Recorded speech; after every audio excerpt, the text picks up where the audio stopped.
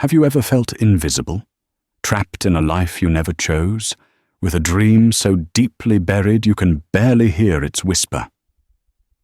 That was Elara Vance's reality. Her world smelled of bleach and old regrets.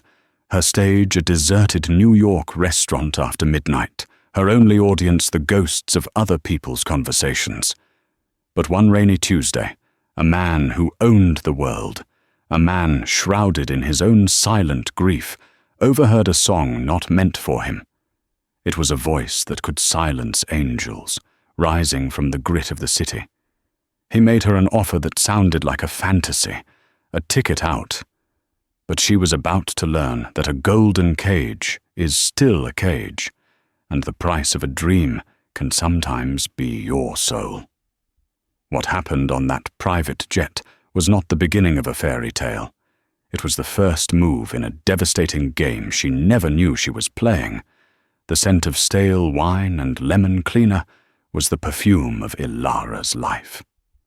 At 2:17 a.m. on a Tuesday, Aurelia's, the once gilded Italian eatery in Soho that now clung to its reputation by a thread, was a mausoleum of clattering ghosts.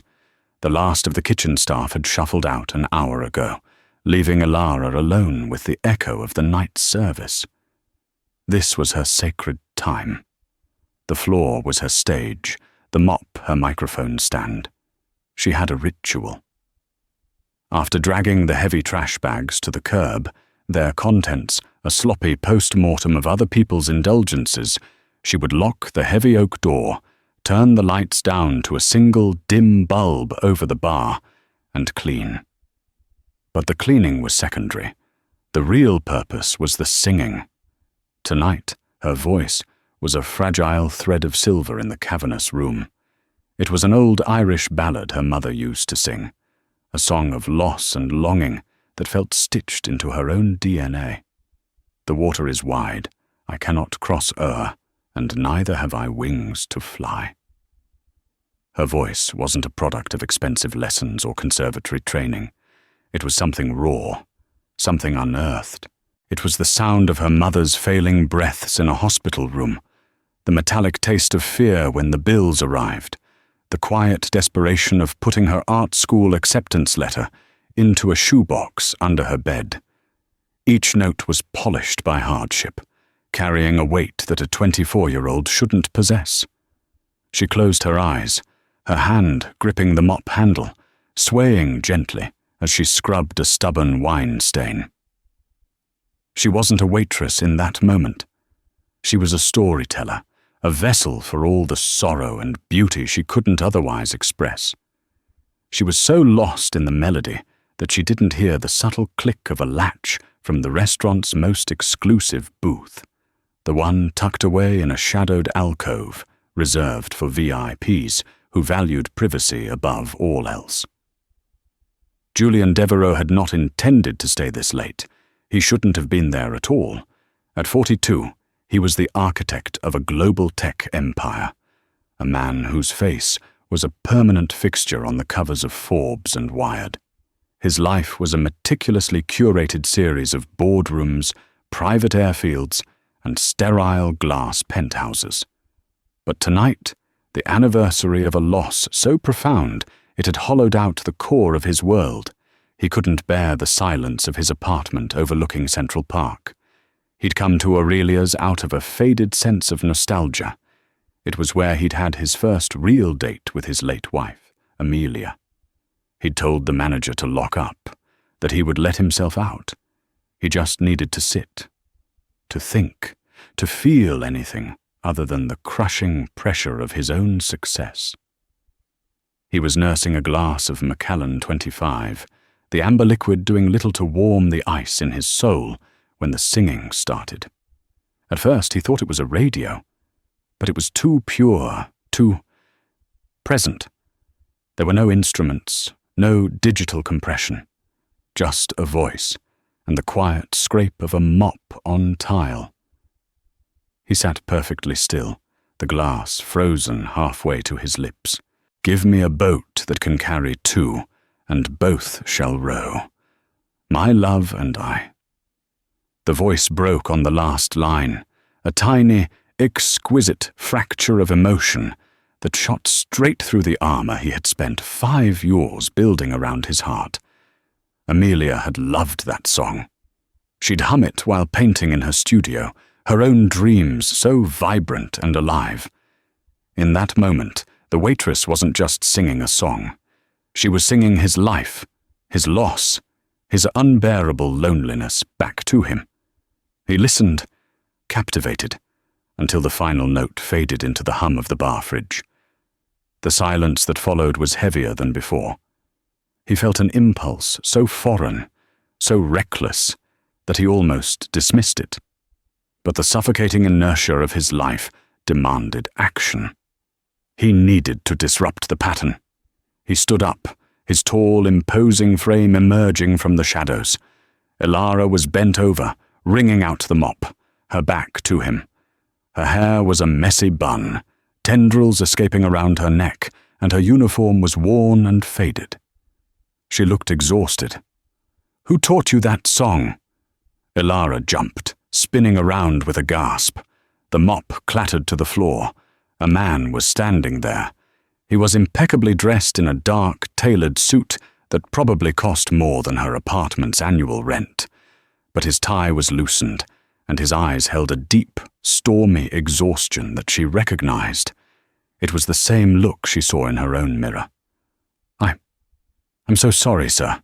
I thought everyone was gone," she stammered, her face flushing with embarrassment. "The manager. He knows I'm here," Julian said, his voice calm but resonant. "The song. Where did you learn it?"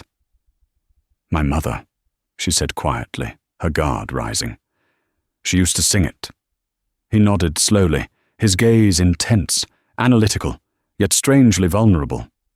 He looked at her, truly looked at her, not as a waitress, but as the source of that sound that had momentarily pierced his solitude.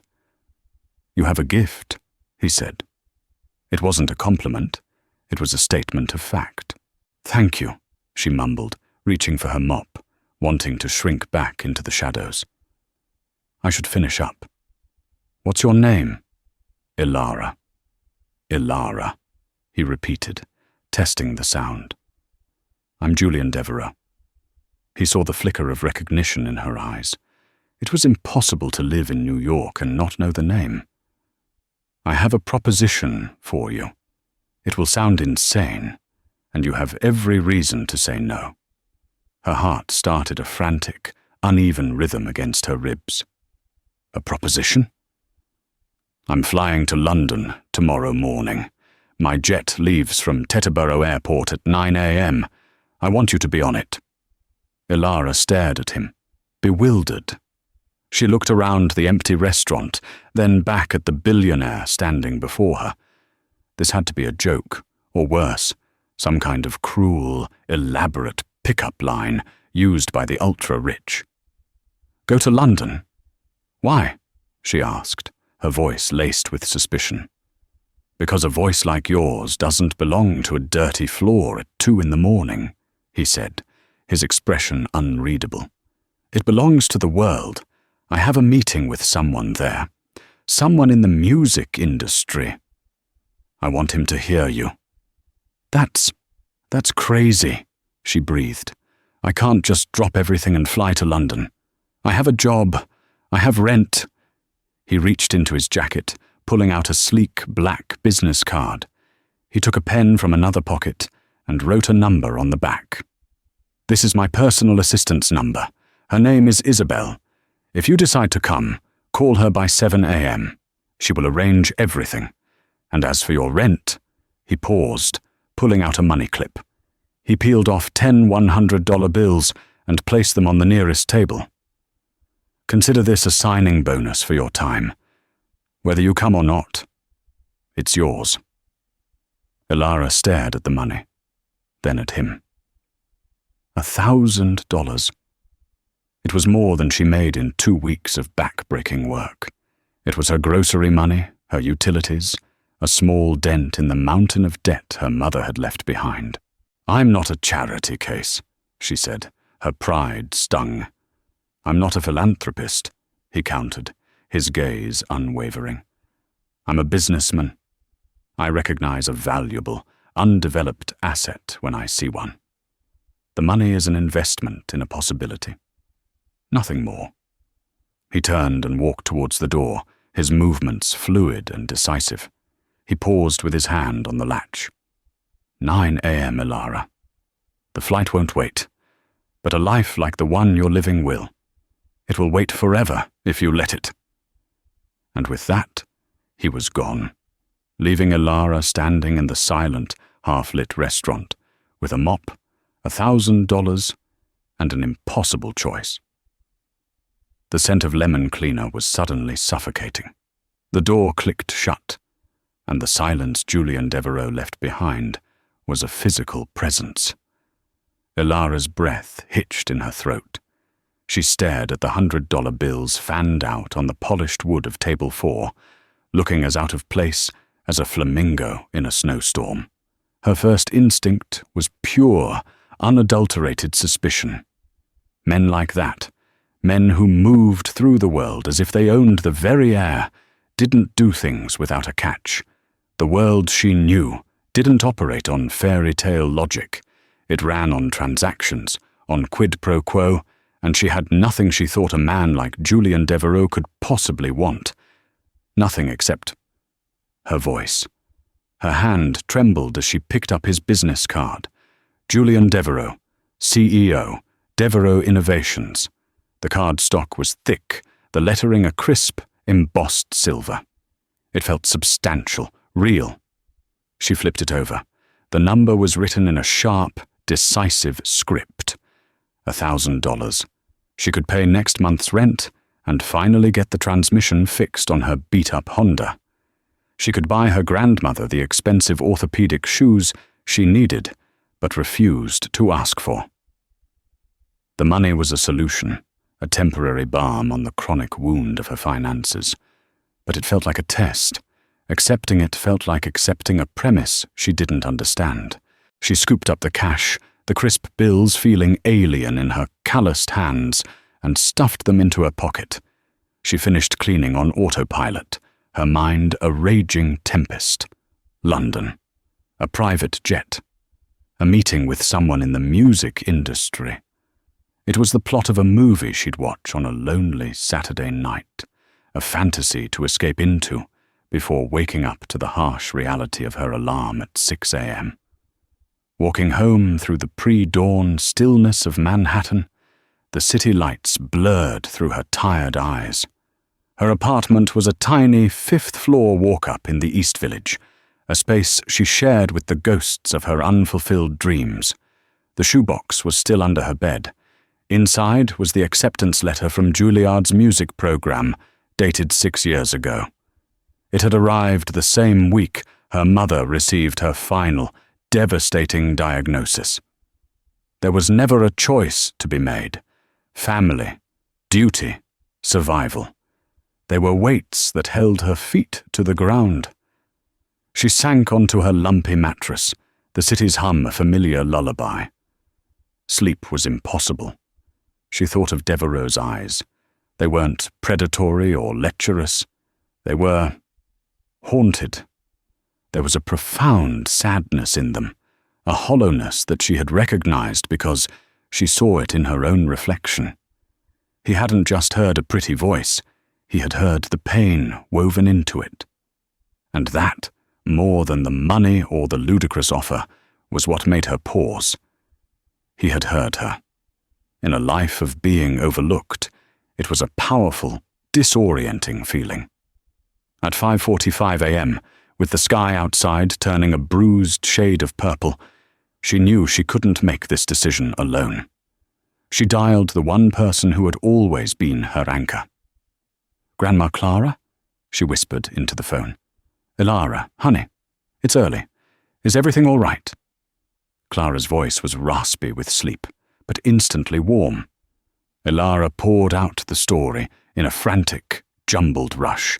The man in the restaurant, the song, the money, the impossible offer of a flight to London in 3 hours. She expected a lecture, a warning about strange men and their intentions.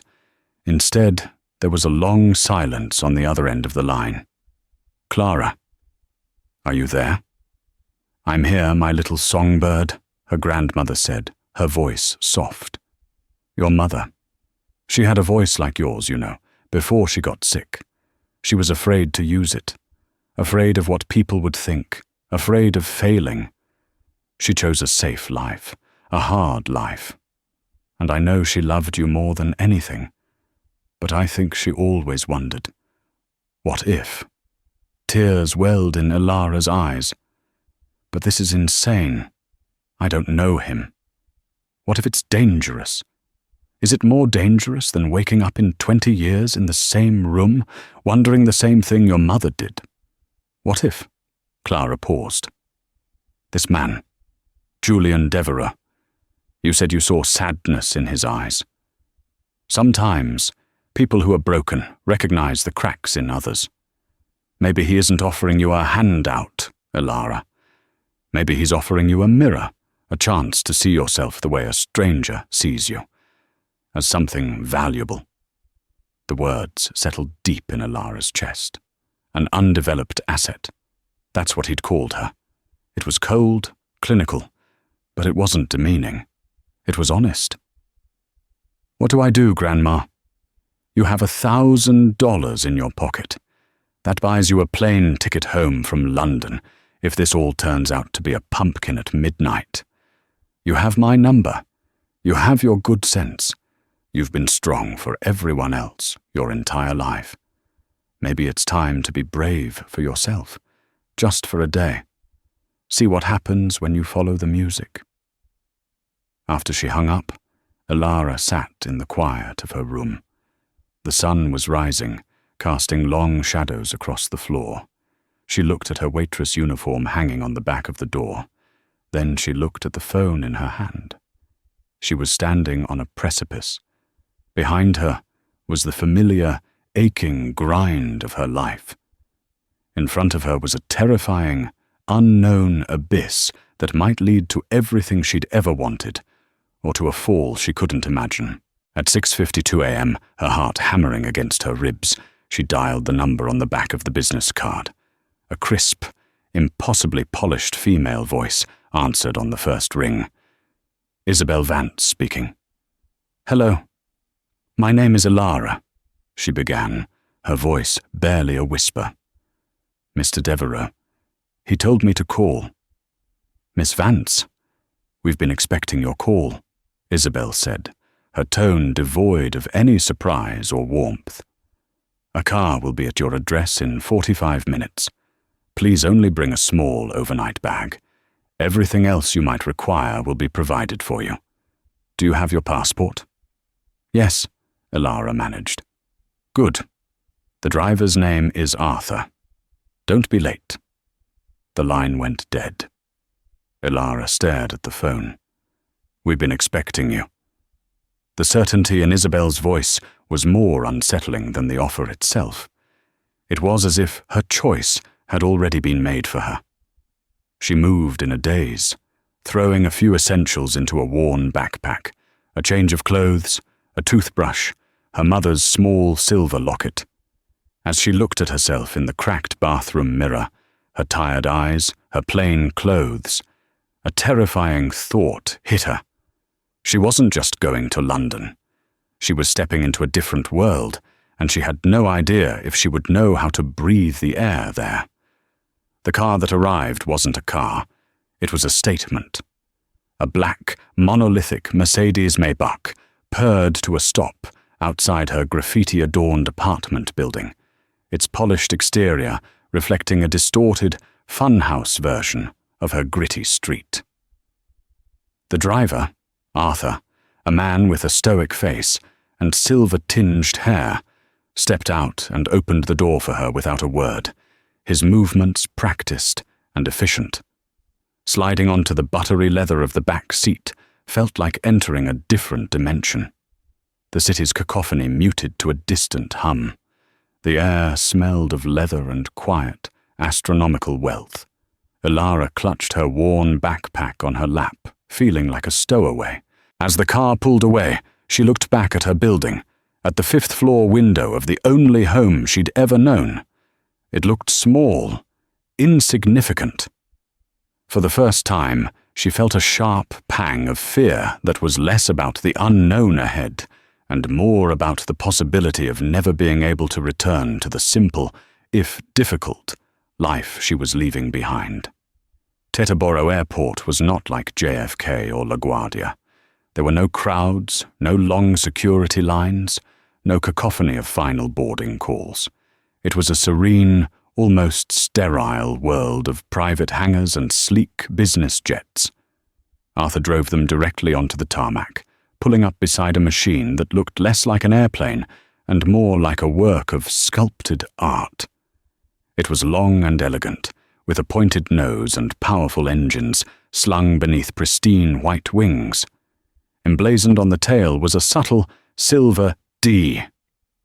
Julian Devereux was waiting at the bottom of the air stairs, not in the suit from last night, but in tailored charcoal trousers and a soft, dark cashmere sweater. He looked rested, his features less severe in the morning light. He was speaking quietly on his phone, his expression intense. As Elara approached, he ended the call and pocketed the phone. "Elara, I'm glad you came," he said, his eyes scanning her face, looking for something. Hesitation, perhaps, or regret. "I'm still not sure this is real," she confessed, her voice small against the whine of a nearby jet. A faint smile touched his lips. "It's real. Welcome to my office."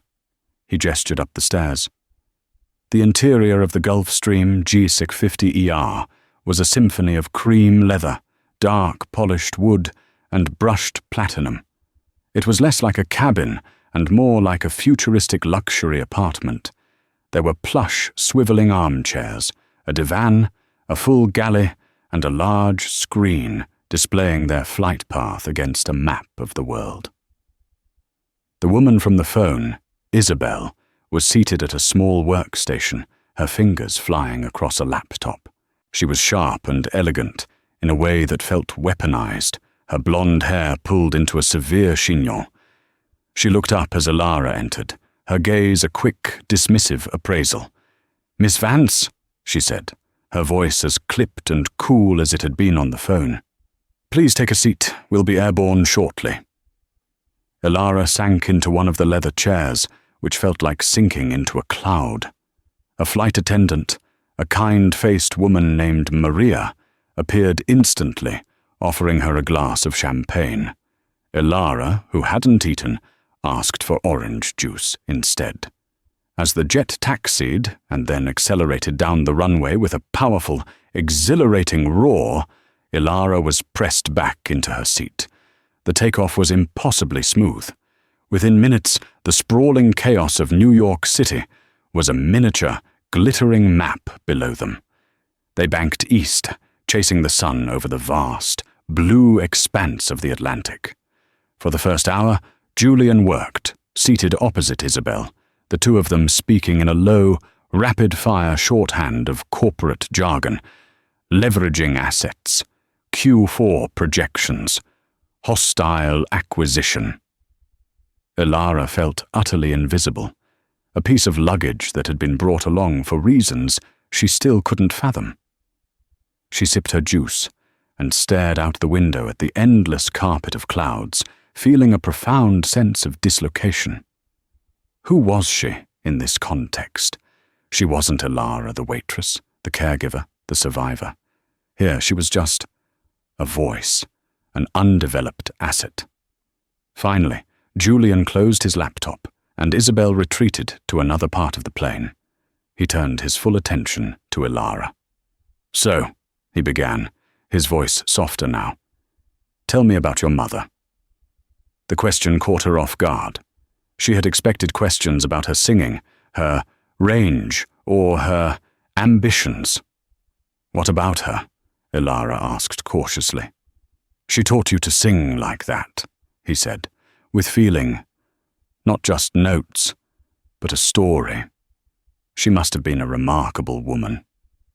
And so, Elara talked, At 40,000 feet above the ocean, suspended between her old life and an impossible new one, she told this stranger about her mother.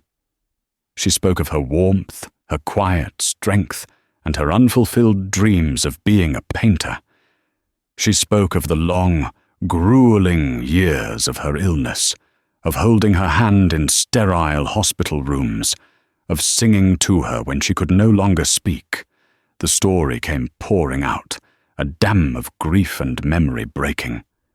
Julian listened without interruption, his gaze fixed on her, his expression one of deep, empathetic understanding. When she finished, her voice thick with unshed tears, he simply nodded. "My wife Amelia," he said, his own voice low and rough with emotion. "She was a painter. She was the one who saw the beauty in things. I only ever saw the mechanics, the code, the bottom line. She's the one who would have loved your voice.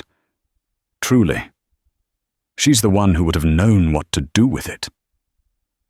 It was a confession, a glimpse behind the curtain of the powerful billionaire.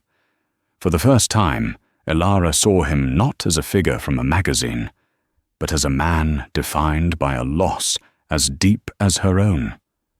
Their shared grief was a strange, unexpected bridge between their two vastly different worlds. "The person we're going to see in London," Julian continued, his tone shifting back towards business, "is Sir Malcolm Vance. He's a legend in the music industry. He's also a ruthless old bastard. He doesn't care about sob stories. He only cares about one thing, authenticity. He believes most modern music is manufactured, soulless. He's looking for something real." "And you think, that's me?" Elara asked, a flicker of hope warring with a lifetime of doubt. "I don't think it. I know it," Julian said with unnerving certainty. "But he won't make it easy. He'll try to intimidate you, to pick you apart. You can't let him.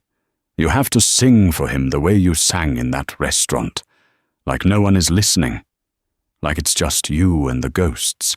The rest of the flight passed in a blur of surreal comfort. Maria served them a meal of seared scallops and risotto that was better than anything ever served at Aurelia's.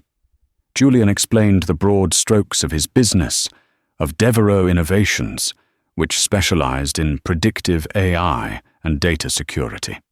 He spoke of it with a detached passion, like a master chess player describing the board.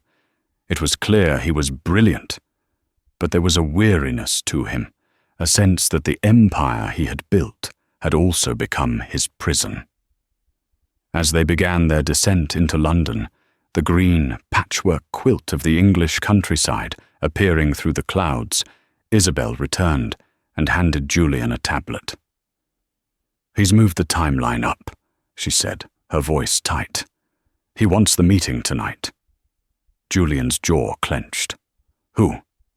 "Thorne," she said, the name dropping into the cabin's quiet atmosphere like a stone. "He's at the Savoy. He knows we're here, and he's brought his own discovery." A cold, hard look came over Julian's face, the brief warmth from their earlier conversation completely gone. It was the look of a predator. He glanced at Elara, and for a split second she didn't see a patron or a grieving husband. She saw a general surveying his secret weapon. "Tell Sir Malcolm the showcase is tonight," Julian commanded Isabel. "My suite, 8 o'clock. He then looked at Elara, his eyes dark and unreadable. "Welcome to London, Elara. The real audition starts now." Elara's blood ran cold. Thorne.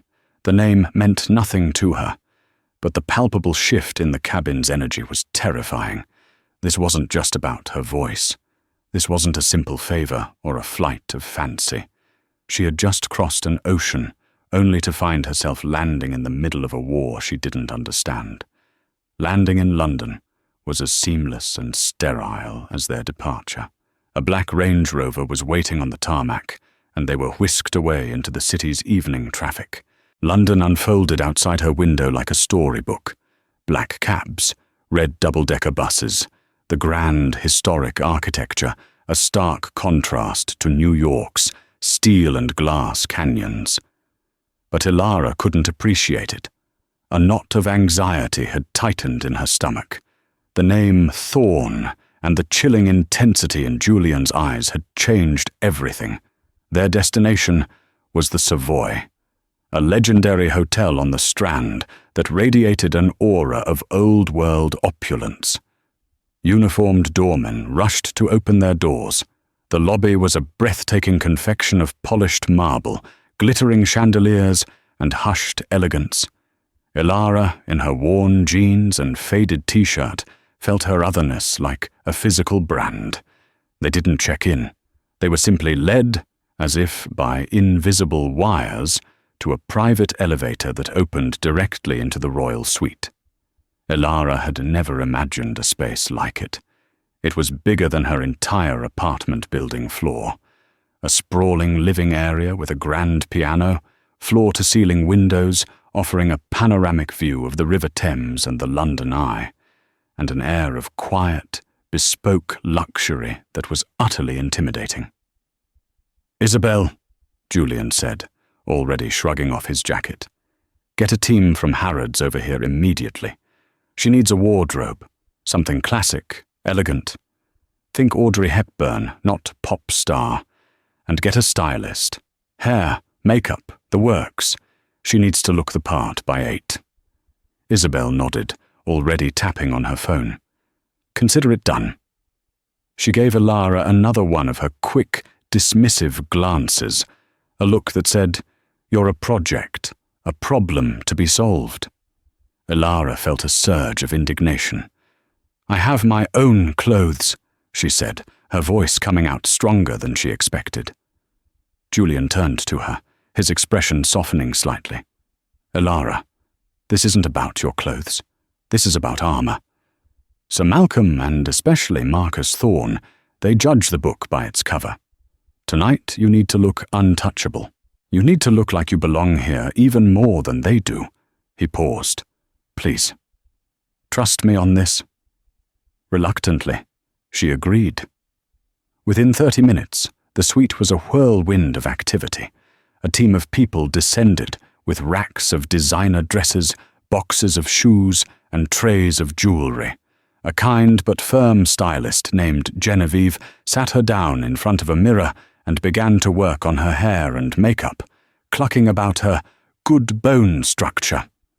It was a surreal, out-of-body experience. They transformed her. The tired waitress from Soho disappeared, replaced by a stranger with elegantly styled hair, subtle, sophisticated makeup that highlighted her eyes, and a simple, stunningly beautiful black dress by a designer she'd never heard of, Alessandra Rich. When she looked in the mirror, she saw the woman she might have become if life hadn't taken a different path. It was both beautiful and deeply unsettling. While she was being polished and prodded, she could hear Julian in the next room, his voice a low, intense rumble on the phone. "I don't care what it takes. Find out who Thorne's artist is. Check the independent labels, the open mic nights in Nashville and Austin. He's been planning this for months. This is not just about the Phoenix contract. This is about everything." The Phoenix contract. A war. A rival. Elara felt the puzzle pieces clicking into place, and the picture they formed was terrifying. This wasn't a benevolent act of discovering a hidden talent. This was a corporate maneuver. She was a pawn, a beautifully packaged secret weapon to be deployed in a battle between two titans. The realization hit her with the force of a physical blow, leaving her feeling cold despite the luxurious dress she wore. When Julian finally came to see the result, he stopped short. He looked at her, his usual mask of command falling away for a moment. "Amelia would have loved that dress on you," he said, his voice quiet. He seemed about to say more, but Isabel interrupted, clearing her throat. "Sir Malcolm is on his way up, and we have a problem," she said, holding out her tablet. On the screen was a picture of a handsome, smirking man with silver hair and ruthless eyes. "Marcus Thorne. He's not just in the hotel. He's booked the suite directly across the hall. He's having his own private showcase at the same time." "He's baiting me," Julian snarled, the anger back in his voice. "He wants to turn this into a circus." "Worse," Isabel said, swiping the screen. A new image appeared, a young, beautiful blonde singer with a guitar, a girl who radiated a manufactured, Nashville-approved C&W glow. His artist. Her name is Cassidy Blake. He signed her 6 months ago. She already has a single produced by Max Martin waiting for release. He's not just bringing an artist to Sir Malcolm, he's bringing a fully formed product. Julian stared at the image, his jaw tight. He looked from the polished professional singer on the screen to Elara, who stood frozen by the window. For a heart-stopping moment, Elara saw a flicker of doubt in his eyes, a cold calculation. Was he regretting his impulsive decision? Did he see her now as a liability, an amateur he'd foolishly pitted against a professional? The doorbell chimed, a polite, melodic sound that cut through the tension like a knife. "That will be Sir Malcolm," Isabel announced. Julian took a deep breath, composing himself, the mask of the unflappable CEO snapping back into place. He walked over to Elara, his eyes searching hers. "Forget about them," he said, his voice a low, urgent command. "Forget about the dress, the suite, the man across the hall. I need you to go back to that restaurant. I need you to close your eyes and sing to the ghosts. Can you do that for me?" Elara's heart was pounding. She felt like a fraud, a little girl playing dress-up in a world of monsters. She looked at Julian, at the desperate plea underneath his command, and saw that he was just as trapped as she was, albeit in a much more luxurious cage. She was his gamble, his wild card against an enemy he clearly despised. She gave a single, hesitant nod. Sir Malcolm Vance was a short, stout man in his late 60s with a mane of white hair and the piercing, intelligent eyes of a hawk. He walked into the suite with an air of absolute authority, barely acknowledging Julian with a curt nod before his gaze landed on Elara. He circled her slowly, his eyes taking in every detail. It was the most unnerving scrutiny she had ever experienced. "So this is her," he said, his voice a gravelly baritone with a thick British accent. "The nightingale from the gutter. Devereux, you always did have a flair for the dramatic." He gestured towards the grand piano. "Well, don't just stand there, girl. The acoustics in here are magnificent. Let's see if you're worth the price of a transatlantic flight." Elara's mouth went dry. Her hands were ice cold. She walked to the piano on unsteady feet, feeling the weight of 3 sets of eyes on her. Julian's, filled with a desperate hope. Isabel's, cold and skeptical. And Sir Malcolm's, sharp and unforgiving. As she sat down, she could hear the faint sound of professionally produced pop-country music seeping from across the hall. A confident, polished sound that was everything she was not. It was the sound of her competition, the sound of Cassidy Blake. The game was on. Elara sat at the grand piano, the 88 ivory keys gleaming under the soft lights of the suite. They felt like the teeth of a shark's grin, waiting to devour her. Sir Malcolm Vance had settled into an armchair, steepling his fingers under his chin, his expression impassive, bored even. Julian stood by the window, his back ramrod straight, staring out at the London skyline, but seeing nothing. His entire multi-billion-dollar reputation in this strange personal battle rested on her. The polished music from across the hall, Cassidy Blake's showcase for Marcus Thorne, leaked into the silence, a constant reminder of the manufactured perfection she was up against. It was slick, catchy, and utterly soulless. It was everything Sir Malcolm claimed to hate, but it was also safe. It was a product. Elara was just Elara. She placed her trembling fingers on the keys. What should she sing? The Irish ballad from the restaurant? It felt like repeating a trick. She needed something more, something that was hers. Her mind raced, sifting through the fragments of melodies and lyrics she'd written and discarded over the years, scribbled on napkins and the backs of receipts.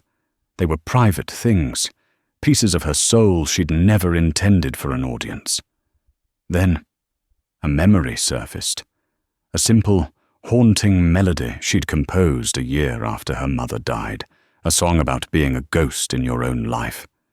It was called The Shoebox. She had never played it for anyone. It was too raw, too honest. It was perfect. She took a deep, shaky breath, closed her eyes, and let the memory of the empty restaurant, the smell of bleach, and the ache of her own loneliness wash over her. She wasn't in a suite at the Savoy. She was back in her sanctuary. She was singing to the ghosts. The first few notes she played were hesitant, but the melody found its footing. Then she began to sing. Pages turn in a dusty room, a paper ghost in a cardboard tomb. Got a letter here says I could fly, beneath a different kind of sky. Her voice, stripped of any artifice, filled the room. It wasn't loud or bombastic. It was a quiet, devastating confession. It was the sound of deferred dreams and the corrosive nature of what if. The music from across the hall seemed to fade into insignificance, drowned out by the sheer, unvarnished honesty of her song. Julian turned from the window, his eyes wide. This wasn't the song he had heard. This was something deeper, something that belonged to her alone. He saw the story of her life unfolding in the lyrics, and the weight of what he had asked of her, to expose her deepest wounds for his own purposes, crashed down on him. When the last, mournful chord faded, the silence in the room was absolute. It was a heavy, sacred quiet. Sir Malcolm Vance was no longer bored.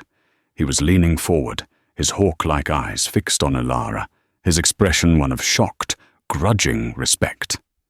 "Good God," he whispered, almost to himself. But before anyone could speak, the suite door burst open. Marcus Thorne stood there, a triumphant, wolfish grin on his face. He was flanked by his artist, the beaming Cassidy Blake. "Julian, so sorry to interrupt," Thorne boomed, his voice oozing false bonhomie. "I just wanted to thank Malcolm for his time, and since the door was ajar, I thought I'd pop in and see your little experiment." Thorne's eyes swept over Elara, a look of condescending amusement in them. Charming. Very raw. Cassidy here has just been offered a 3-album deal with Sony, Malcolm's affiliate. But I'm sure your Waitress has a lot of potential. With a few years of training, of course. The insult was deliberate, designed to humiliate both Elara and Julian. Cassidy Blake beamed, basking in the glow of her victory. Elara felt the blood drain from her face. It was over. They had won. She was a fool, a novelty act that had been trotted out and found wanting. But then Julian did something unexpected. He didn't rage. He didn't posture. He laughed. A low, genuine laugh. "Marcus, your timing, as always, is impeccable," Julian said, walking calmly towards his rival. "You came just in time for the real announcement." He turned his gaze to Sir Malcolm. "Malcolm, I'm not bringing you an artist to consider for one of your affiliate labels. I'm here to fund a new one, your own boutique label, complete autonomy. Your vision, your artists, my capital, Devereux Records, with Elara Vance as our foundational artist. I'm prepared to wire $50 million tonight as a show of faith." The room fell silent once more. Thorne's smile vanished, replaced by a look of stunned disbelief. Isabel's jaw was practically on the floor. Elara stared at Julian, her mind reeling. $50 million. Devereux Records. Sir Malcolm looked from Julian to Thorne, a slow, dangerous smile spreading across his face. He loved this. The drama. The high-stakes poker game. "Julian, you magnificent bastard," he said, chuckling. "That's a much more interesting proposition." Thorne, realizing he'd been outmaneuvered, turned purple with rage. "You can't be serious. You're betting a fortune on her?" he sputtered, gesturing at Elara with contempt. "I'm not betting on her, Marcus," Julian said, his voice dropping to a deadly quiet. "I'm investing in authenticity, something you wouldn't recognize if it bit you. Now, if you'll excuse us, we have a label to build." He stared Thorne down until the man, defeated and fuming, turned and stalked out of the room, dragging his bewildered pop starlet with him. The door closed, and the adrenaline in the room was palpable. Elara was still trying to process what had just happened. This was never an audition. It was an ambush. Julian had used her and her talent to publicly humiliate his rival and launch a massive new venture. The thought was sickening. "You used me," she said, her voice shaking with a mixture of awe and fury. She stood up from the piano, the beautiful dress suddenly feeling like a costume for a role she hadn't agreed to play. Julian turned to her, his expression unreadable. "Yes, I did." The bluntness of his admission was more shocking than the act itself. "I needed to get Malcolm in a room," he continued, his voice low and intense. "I needed to force his hand, to make him choose a side. The rivalry with Thorne, it's not just business, it's personal. And I needed a weapon that he would never see coming. Something real. That was you." "A weapon?" she whispered, the word tasting like poison. "That's what I am to you?" "You were," he corrected, taking a step closer. His eyes, for the first time, were stripped of all artifice. They were pleading. "But then you sang that second song, the one that was just for you. And I realized my mistake. I brought you here to win a war, Elara. But what I want now is to help you win yours." Before she could respond, Isabel, who had been quietly observing the entire exchange, stepped forward.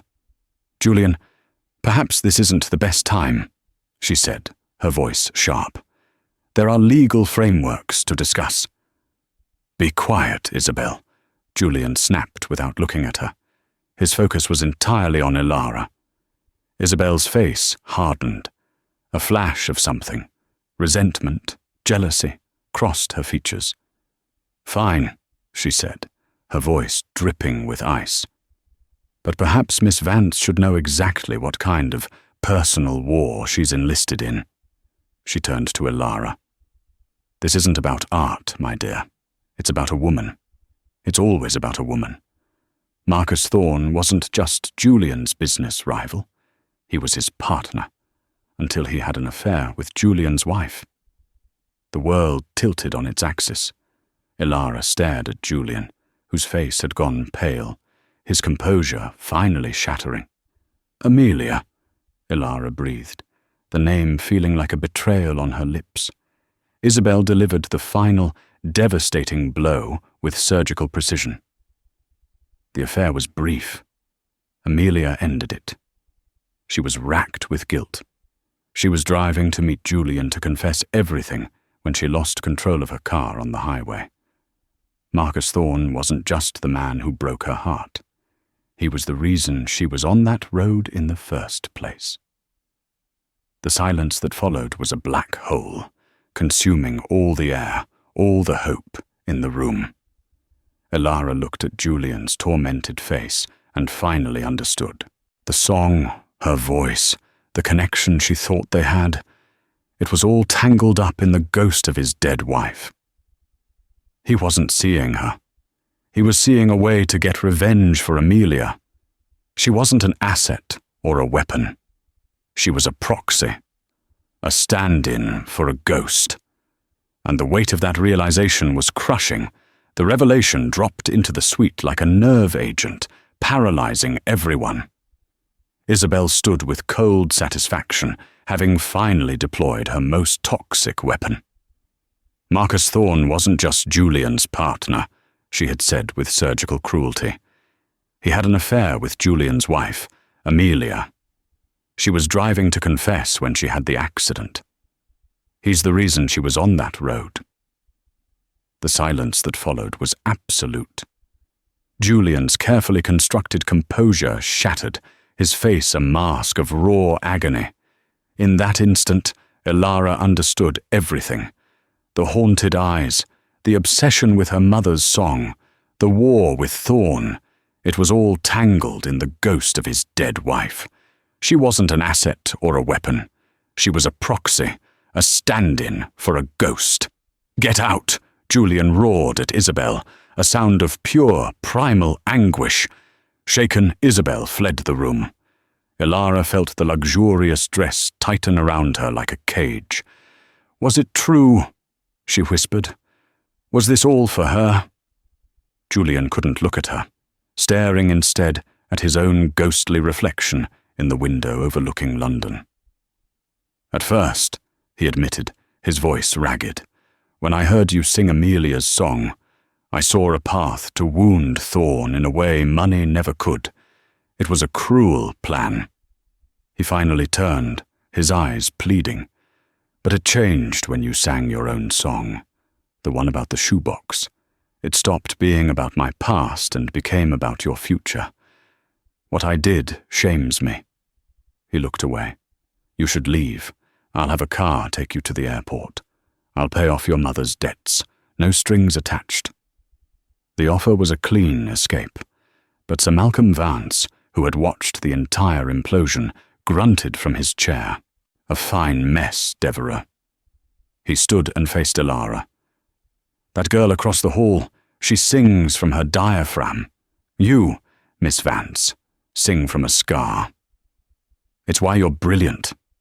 He walked to the door, pausing to deliver his final judgment. "You have a choice. You can be his ghost, or you can be his artist. Decide who you are." His words hung in the air after he left. Elara walked back to the piano, the weight of her life, her mother's life, pressing down on her. Ghost or artist? She was tired of being a ghost. "I won't be your revenge, Julian," she said, her voice ringing with newfound clarity. "And I won't be your redemption. If I do this, it's on my terms." He looked at her with grudging respect. "Name them." "Isabel is gone," she stated. "I have absolute creative control, and you and I are business partners. Nothing more. You have your ghosts to deal with. I have a life to build." He stared at her, seeing not a waitress or a pawn, but a queen dictating the rules of the game. He slowly extended his hand. "Partners." She shook it, the contact firm and final. Then she sat at the piano and began to play. It was not a song of sorrow, but a powerful, soaring anthem of defiance. It was the sound of Elara Vance, finally singing for herself. The months that followed were a whirlwind. Devereux Records was born, with Julian as its silent benefactor, true to his word. He handled the business, leaving Elara in a legendary London studio with Sir Malcolm Vance. There she forged her pain, her past, and her hope into her debut album, The Shoebox Songs. She poured every ounce of her deferred dreams into the music, creating a work of devastating honesty and beauty. Upon its release, the album became a phenomenon.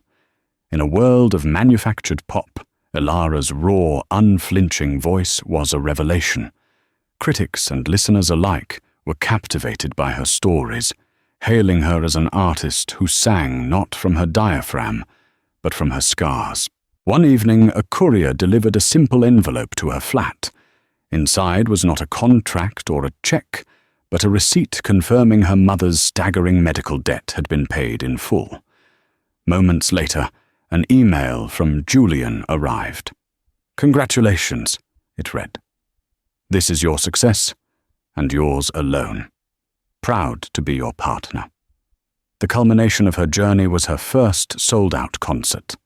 As she stood in the wings, the roar of the crowd washing over her, she was no longer a waitress, a pawn, or a proxy. She was an artist. Stepping into the spotlight, she saw a tall figure in the shadows at the back of the hall. It was Julian, not as a savior, but as a respectful witness to the star he'd discovered, but that she had built herself. She stepped to the microphone, her voice steady and clear. "This song is about a choice," she told the hushed audience, "the choice to stop being a ghost in your own life." As she struck the first defiant chord, it wasn't just music, it was the sound of a future she was writing for herself. Elara's story isn't a simple rags-to-riches fairy tale. It's a powerful, raw reminder that our greatest gifts are often born from our deepest pains. She wasn't saved by a billionaire, she was discovered. But it was her own strength, her own integrity, and her unwavering belief in her own voice that truly set her free. Her journey shows us that you can be a pawn in someone else's game, but you never have to stay one. You always have the power to flip the board and play by your own rules. It's a story about finding the courage to sing your own song, even when you think no one is listening. What would you have done if you were in Elara's shoes? Would you have gotten on that jet? Let us know your thoughts in the comments below. If this story of resilience and self-discovery moved you, please give this video a thumbs up and share it with someone who might need a reminder of their own inner strength. And don't forget to subscribe to our channel for more unforgettable stories that prove that sometimes the most incredible destinies are waiting just one brave choice away. Thank you for listening,